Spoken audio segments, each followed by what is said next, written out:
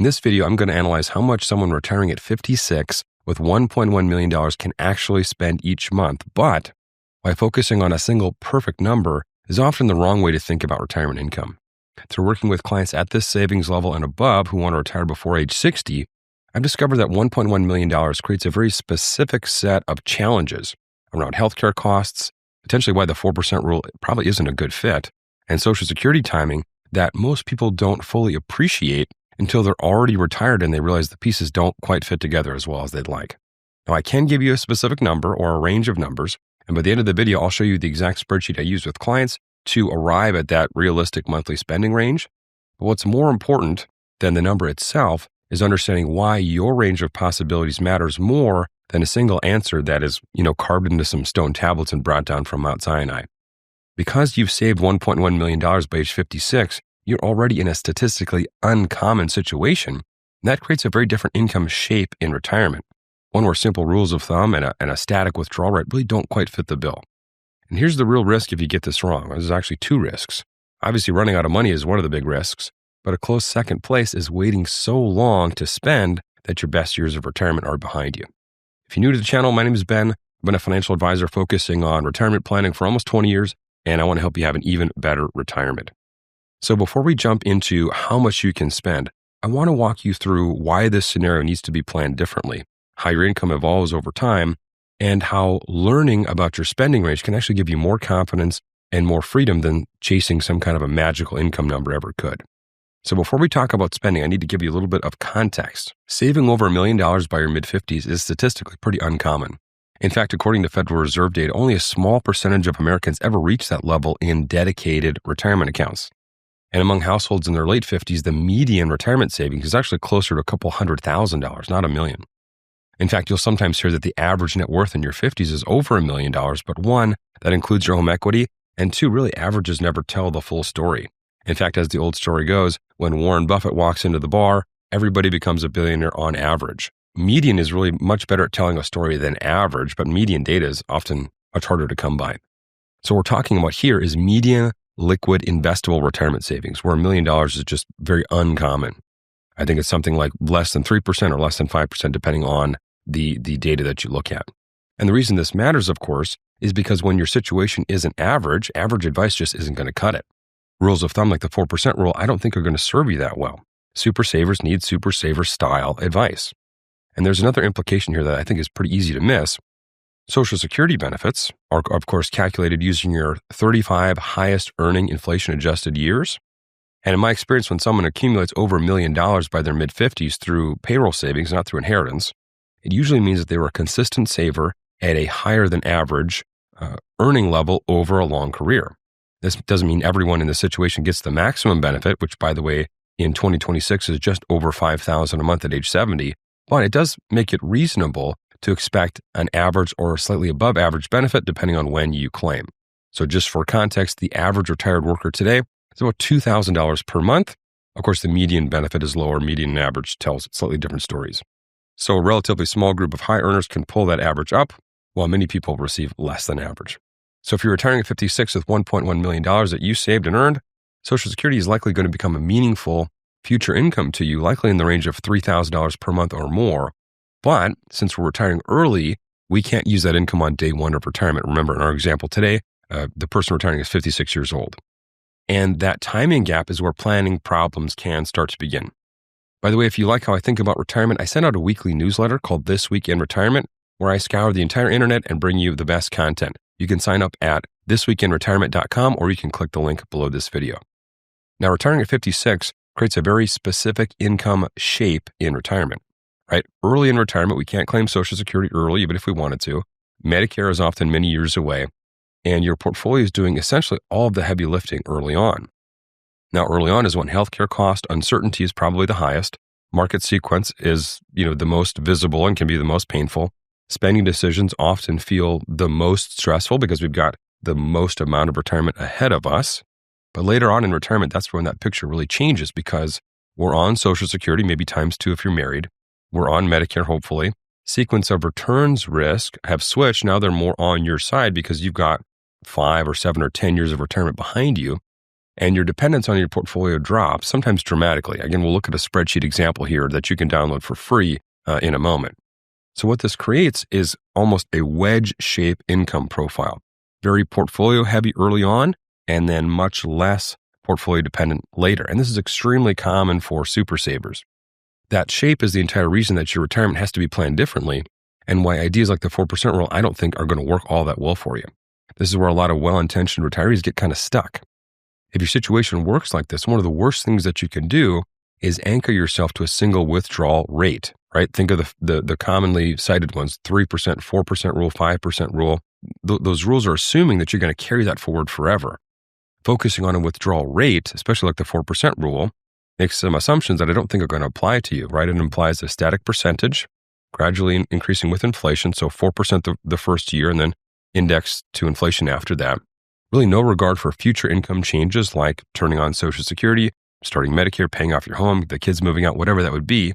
And it definitely doesn't give any regard for future portfolio growth or portfolio losses. We tend to focus more on losses with the 4% rule, but we also can have significant growth, which should mean that you spend more money. That's why something like the 4% rule doesn't work as well in retirement where income turns on later and portfolio dependence declines over time. And of course, there is a hidden cost to this, right? If you rely on a single safe withdrawal rate, you might be forced to wait, 5 or 10 or sometimes more years before you feel comfortable enough spending an amount that's actually appropriate for your total retirement savings. That delay creates a double failure. One, you struggle to hit your retirement income goals in the first decade because it's all from your portfolio. And later, when spending and health naturally declines, we've got this big retirement account balance that we might be just too old to enjoy. That's why I focus and why I think you should focus on withdrawal ranges as opposed to withdrawal rates. And that really, I think, bears repeating. I don't want you to think in terms of withdrawal rates. I want you to think in terms of withdrawal ranges. What might be regarded as a high withdrawal rate, let's say 8%, might be regarded by many retirement experts as too high of a withdrawal rate, but that might be totally appropriate for you as long as it's temporary, as long as it's accounted for and offset by future guaranteed income like Social Security or starting Medicare or something like that. Again, we'll look at a real example in a moment. So withdrawal ranges allow you to spend appropriately early on during the shiniest of your golden years without gambling on the future. And just as importantly, they prevent you from accidentally oversaving, overspending, and dying with regret. So instead of asking, what's my safe withdrawal rate? I think the better question is, what range of portfolio spending makes sense at different stages of retirement? And what is my plan B or plan C or plan D if markets start to get nasty? And I think if we account for this correctly, we can actually have more spending early on with less risk than the 4% rule later on. Again, I'm going to demonstrate how this works in a moment here. So that shift in thinking is what I think unlocks a lot of flexibility without feeling like we're doing something reckless. So when we build these withdrawal ranges, we're not in the business of guessing, right? We use history for context, not as a guarantee, of course, but as a reference point. And then on top of that, we can account for any lumpy cash flows, which are extremely common in retirement. Like I mentioned earlier, Social Security, Medicare, the kids moving out, or finally winning Powerball, all those things are going to affect your withdrawal rate. So why don't we just account for them ahead of time and focus more on withdrawal ranges? So over very long periods of time, the most traditional retirement portfolio is 60-40, that's 60% stock, 40% bonds, has produced real inflation-adjusted returns kind of in the neighborhood of that 5 or 6%. Of course, that sounds low because we are accounting for inflation within that return number. Sometimes more, sometimes less, obviously. There have been many stretches where real returns have been flat or negative, and actually more recently, 60-40 has been returning in the double digits. I do not expect that to continue forever. That's why I don't plan using best case assumptions. I'd rather anchor spending towards the conservative side of history and then let the flexibility of the plan do all of our heavy lifting. So again, this is not about predicting returns, which is, I think, essentially impossible to do. It's about designing a plan that adapts for whatever returns and whatever reality we find ourselves in, good or bad. So now I want to show you how this looks in practice. So I'm going to quickly show you the spreadsheet that I actually use with clients to determine their monthly spending range. Of course, you can click the link in the video description. You can download the sheet for yourself and run the numbers for yourself. All right, here we are in our guardrails tool that we work with clients. Again, you can download this for yourself for free. As always, our client that we're studying today is Jim Halpert from Scranton, Pennsylvania. He is a TV character on the show The Office. Obviously, wouldn't show any clients' actual information here. Jim has saved up $1.1 million, and he is 56 years old. So if we're just looking at the 4% rule, this is where the 4% rule is not going to work really good for a super saver, and especially not for a super saver that's going to retire early. If we look at the 4% rule, it's going to say basically Jim, you can only spend $44,000 per year or $36,000 per month because the only access we have is 4% of 1.1 million. But in fact, we can actually spend significantly more in the 8% range as long as that's temporary and as long as it's accounted for and offset by future income sources, like we mentioned. And again, you can download the sheet for yourself. You can modify whatever your assets are, whatever you'd like your income to be, whatever you'd like your rate of return to be. You can all modify this for yourself. The other thing to think about is if we just look at Jim's savings without thinking about his future income, our spreadsheet here says Jim is actually $234,000 short from where he needs to be if he wants $7,500 a month of income on savings of $1.1 million. In fact, if we look at the chart here, you can see that, this is the yellow is where we would take a raise. Green is where we are in a comfortable zone. And he's pretty firmly in the red. He's, 200,000 something short to hit that income goal. But like with most people that are retiring, Jim has lumpy cash flows. So we need to account for those. So Jim is going to start Social Security in 6 years at 62. Now, he might want to wait a little bit longer if he's married. He might want to account for some spousal benefits. But just to keep this scenario simple, Jim is going to plan for Social Security in 6 years, and he's going to collect $3,000 per month. So when we include that, you're going to see that this negative $234,000 potentially reduces. And you can see that if we account for $3,000 a month in the future, meaning we turn on $3,000 of guaranteed income and turn off $3,000 of portfolio income, we're essentially loaning ourselves from our portfolio our future Social Security benefit because we want to account for those lumpy cash flows and we want to equalize those. I wouldn't want to wait until 62 if I'm retiring at 56. I don't want to wait to give myself a raise. I want to spend that money now when I'm young, the shiniest of my golden years, as we say. So we actually move, if we account for our cash flows properly, we move from $3,600 a month if we're following the 4% rule, and being $234,000 short if we want to hit our income goal of $7,500, we move from a negative $200,000 surplus, a $200,000 deficit, to $133,000 surplus. And if we switch over to our chart here, we can see, we're firmly in the green. In fact, we have $133,000 of surplus in our portfolio before we'd have to reduce our income or turn on other guaranteed income sources, which is fantastic. But Jim has other ideas that he could plan for, right? When he turns 65 in 9 years, he can turn on Medicare. Now, depending on how expensive your health insurance is pre-Medicare, it could be a $2,500 a month savings. It could be completely, neutral.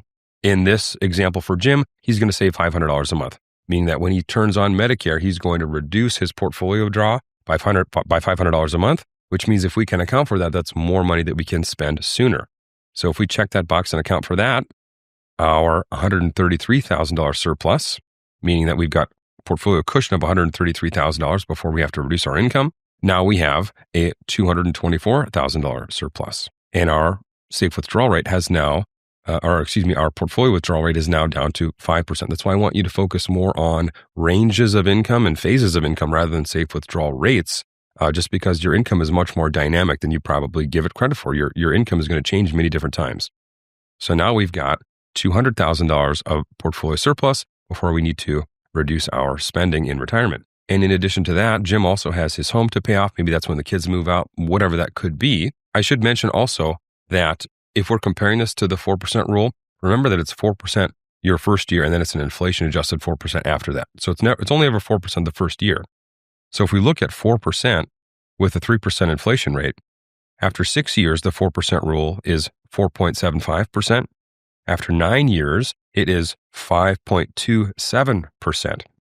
So actually, what we've done here, 9 years into retirement, our withdrawal rate, presuming that we earn 6% a year, almost certainly not going to do that, but we've got to start somewhere. Our withdrawal rate now, if we account for these cash flows properly, is 5.13%. 9 years in, if we're following the 4% rule, which I think is too conservative, our 4% rule is actually 5.27%. So because we properly account for our cash flows for super savers, we are retiring earlier, we're spending more money, and if we account for these cash flows properly, we're actually under the spending rate of the 4% rule, the inflation-adjusted 4% rule as it's designed. So we can actually spend more money with less risk. I know that sounds impossible, but if you are a super saver, you've outsaved 90-something% of your peers, you need a different style plan. We've got to account for lumpy cash flows. And in fact, Jim wants to pay off his house. He's got 16 years left on his mortgage. It's going to save him $2,000 a month. That actually gets us a $650,000 surplus, which, basically says he should take a raise. He should probably actually spend more. This might be aggressive, so it's not mandatory, but he might actually want to consider spending more than $7,500 a month, which would basically double the 4% rule if we raise that too much, considering the 4% rule starts at $3,600 per month. Of course, there's inflation changes and things like that happen, but I really want to illustrate for you, this is a kind of a cleaned up, simplified version of what we use with clients. You can download it for yourself, but for super savers, they need super saver style advice. And we got to account for those lumpy cash flows because we've got significant Social Security. Maybe we're going to have our house paid off at some point in the future. And of course, when you turn 65, we have Medicare to look forward to as well. So we'll flip the video back around and we'll wrap it up. All right, so that's our guardrail spreadsheet. Hopefully now you can see that this is why I didn't start the video with a very specific number, because without this context, really the number doesn't really tell the whole story. And if this scenario describes you retiring early with significant savings and trying to figure out how much freedom you actually have, you can book a call with me and my team. We'll analyze your situation and walk through what your own spending range might look like. So again, my name is Ben. I hope you liked the video. I hope it helped to make your retirement even better, and I'll see you in the next one.